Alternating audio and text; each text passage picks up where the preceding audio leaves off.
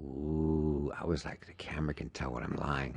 So I used Thank to God method. I wasn't on that date with me last night. Good God. Well, I used to method it up. I got to be truthful.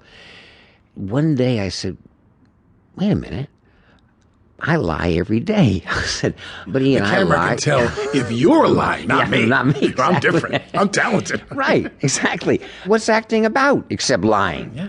That freed me up a whole lot when I realized that. But the last 10 years, the biz has changed dramatically. The technical part is definitely... Yeah, to me now it's all, where's my light? Where's the camera? Raise that camera. I used to say, well, we got to have a clean take. And I got to burn one great connected master. Now I'm like, we're going to do 4 pickups of this line, and it's so technical to me now, it's unbelievable. I learned that a lot from Jack Nicholson on Cuckoo's Nest. I was watching, it's editing.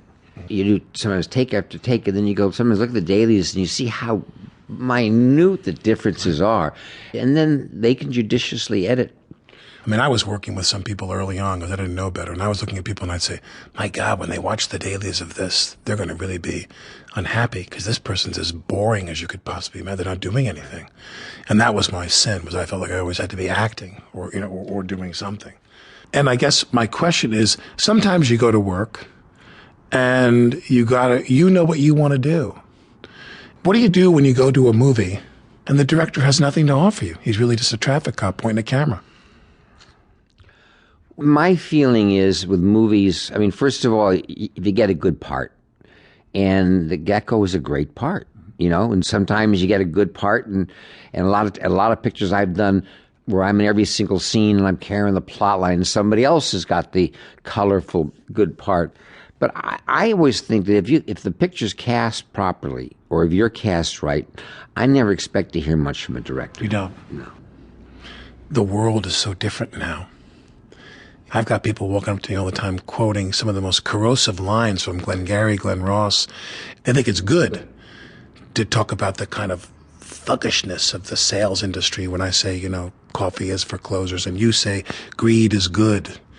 Do you think in our lifetime that line has changed, greed is good, where people really believe that's true? Well, the affirmation that I got from that villain, from that community. From that community, if I get one more drunken guy from the street going, "Hey man, greed is good. You're the man. You're why I got into this business," and everything, I go, "Hey, that's what I was get. a villain." I got people walking up to me drunk in the lobbies of hotels, and they're going, "Come do that speech for us. I'm in sales, baby." Yeah. And I'm sitting there going, "You don't get it, man. This is like Arthur Miller. We're trying to wake you up." But they're like, "No, they don't get it." No, they love the accoutrements, and you spoke well. What is your relationship to going to the movies now? Yeah, I'm really embarrassed to say this, but I'm not a moviegoer. I don't see many movies. Why? I waste so much time watching news and sports. I love watching sports because, I can't tell you how it's going to end. My problem with movies, is you get halfway through a movie and you see I was right. I love making movies, but I'm really bad, Alex, when it comes to seeing them. When you were younger, did you always sense you were headed in this direction in some way? No, I never thought I was good. I mean, probably a lot of it was resentment as a young kid, my folks getting divorced and both of them being actors, but I never even thought about doing this at all. And I was like a junior in college. What were you dreaming of doing back then? Nothing, really. I was a hippie, and I mean, in the early 60s, and they took me into the vice chancellor's office, and you're in your third year of college, and you're not a major. And I went, all right, so I guess, drama should be easy. I had both parents. I hung around. My mother did a lot of theater, and so I hung around there, but it was not something I dreamed about. But the success you have now came in stages. When you were younger and you did your early films, you were what you said, the gentle young man. Right. But I wonder in your case, because you eventually played a very tough, very powerful actor on film. So do you think when you were younger, you pulled your punches because you didn't want to step in what you thought was your dad's territory?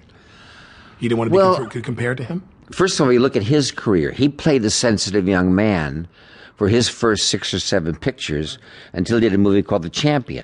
I just think I was just trying to define who I am, because the one problem about being second generation is, you half of me is